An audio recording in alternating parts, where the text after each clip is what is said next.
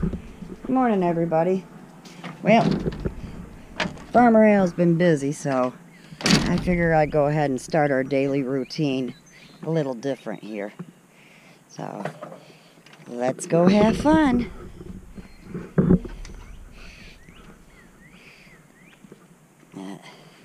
Got a lot of stuff going on around here today. Trying to get the yard cleaned up and getting the animals taken care of, and got a turkey coop to make and all that stuff. So, and I don't like cameras, so you guys better be enjoying this, because this ain't me. Well, we'll get her. And the goats aren't going to be happy again today because it's